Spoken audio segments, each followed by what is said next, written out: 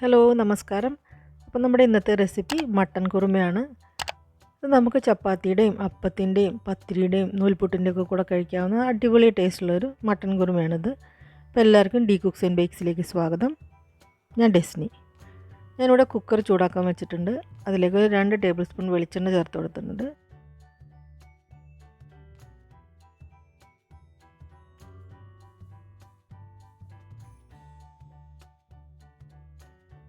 ഇതിലേക്ക് ഒരു ചെറിയ കഷ്ണം പട്ട, ഒരു 2-3 ഏലക്ക, അതുപോലെ 2-3 കറിയാമ്പും കൂടി ഇട്ട് ഒന്ന് ചൂടായി വരുമ്പോൾ അതിലേക്ക് നമുക്ക്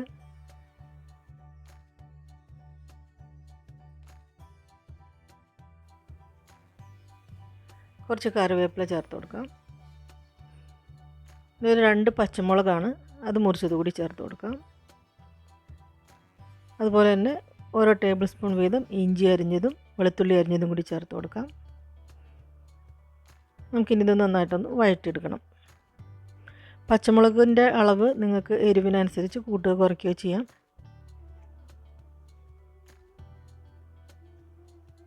ഇതൊന്ന് വാടി വരുമ്പോൾ ഞാനിവിടെ ഒരു 3 സവാളയാണ് എടുത്തിരിക്കുന്നത്. അത് കനം കുറഞ്ഞ് സ്ലൈസ് ചെയ്തെടുത്തിരിക്കുന്നതാണ്. അതുകൂടി ചേർത്ത് നന്നായിട്ടൊന്ന് വഴറ്റിയെടുക്കണം.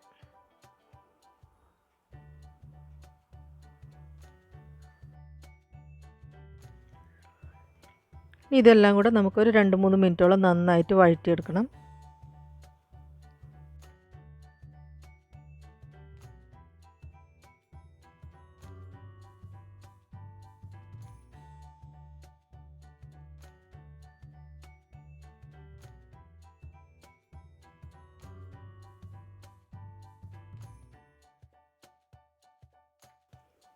ഇത് നന്നായിട്ട് വഴണ്ട് വന്നിട്ടുണ്ട്. നമുക്കിനി ഇതിലേക്ക് ഒരു 1/2 ടീസ്പൂൺ മഞ്ഞൾപ്പൊടിയും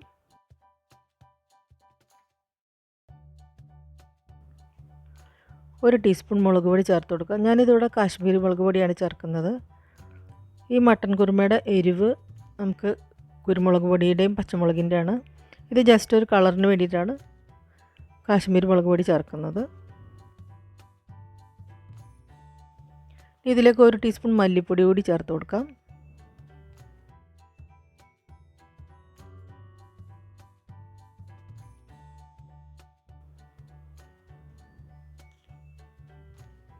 ഇതെല്ലാം കൂടെ ഏകദേശം 1 മിനിറ്റോളം ഒന്ന് നന്നായിട്ടൊന്ന് മൂപ്പിച്ചെടുക്കുക.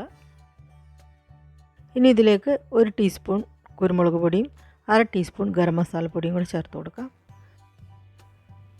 ഈ പൊടി ഒന്ന് ജസ്റ്റ് ഒന്ന് 1 മിനിറ്റോളം ഒന്ന് മൂപ്പിച്ചെടുക്കണം.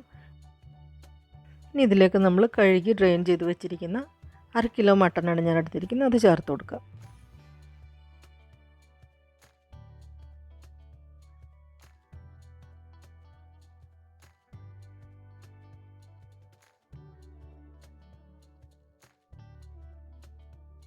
ഇനി ഞാനിതിലേക്ക് 1 കപ്പ് തേങ്ങാപ്പാലാണ് ചേർത്ത് കൊടുക്കുന്നത്. ഇത് 2-ാം പാലാണ്. അരമുറി തേങ്ങ പിഴിഞ്ഞെടുത്തതിൻ്റെ 2-ാം പാലാണ്. ഇത് നന്നായിട്ടെല്ലാം കൂടെ മിക്സ് ചെയ്യാം.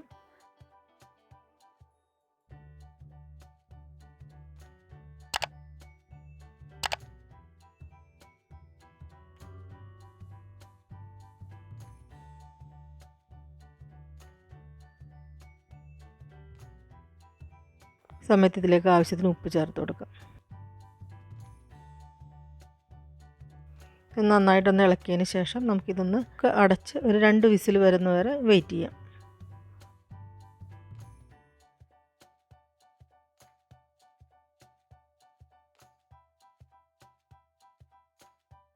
ഇപ്പോൾ ഒരു 2 വിസിൽ അടിച്ച് കഴിഞ്ഞിട്ടുണ്ട്.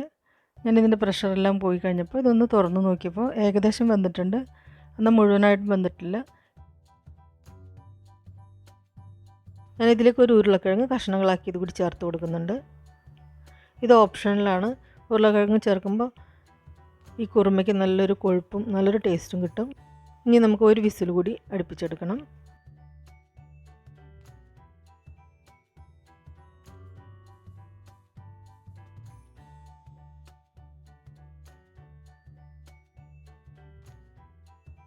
എല്ലാം നന്നായിട്ട് വെന്തിട്ടുണ്ട്.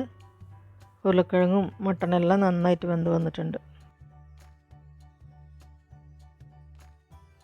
ഈ സമയത്ത് ഉരുളക്കിഴങ്ങ് നമുക്ക് തവി വെച്ച് തന്നെ ഒന്ന് ഉടച്ചു കൊടുക്കാം. ഈ സമയത്ത് ഇതിലേക്ക് അര കപ്പ് ഒന്നാം പാൽ ചേർത്ത് കൊടുക്കാം. ഇനി ഇത് തിളപ്പിക്കേണ്ട ആവശ്യമില്ല, ഇപ്പോൾ തന്നെ ഫ്ലെയിം ഓഫ് ചെയ്ത് വെക്കാം. ഈ തേങ്ങാപ്പാലിന് പകരം കുക്കിംഗ് ക്രീം വേണമെങ്കിലും ഉപയോഗിക്കാം, അല്ലെങ്കിൽ കശുവണ്ടി അരച്ച് ചേർത്താലും മതിയാവും. ഇപ്പോൾ ഇത് കുറച്ച് ലൂസായിട്ടാണ് ഇരിക്കുന്നത്, പക്ഷേ കുറച്ച് സമയം ഇരിക്കുമ്പോഴത്തേക്കും നമ്മൾ പൊട്ടറ്റോ ചേർത്തുകൊണ്ട് തന്നെ ഇതൊന്ന് തിക്കായിട്ട് വന്നോളും. ഇനി നമുക്കിതിലേക്ക് കുറച്ച് ഉള്ളി മൂപ്പിച്ചൊഴിക്കണം. ഞാൻ അതിനായിട്ട് ഒരു പാൻ വെച്ചിട്ടുണ്ട്. ഇതിലേക്ക് ഒരു 2 ടേബിൾ സ്പൂൺ വെളിച്ചെണ്ണ ചേർത്തിട്ടുണ്ട്.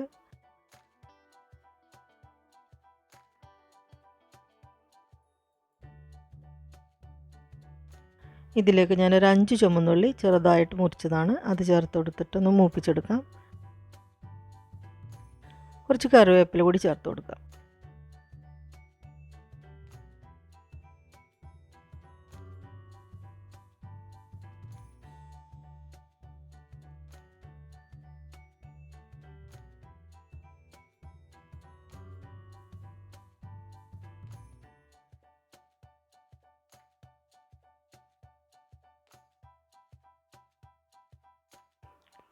ഇതിപ്പോൾ നന്നായിട്ട് മുരിഞ്ഞു വന്ന് തുടങ്ങിയിട്ടുണ്ട്. ഈ സമയത്ത് ഞാൻ ഇതിലേക്കൊരു 1/2 ടീസ്പൂണോളം ഗരം മസാലപ്പൊടി ചേർത്ത് കൊടുക്കുന്നുണ്ട്.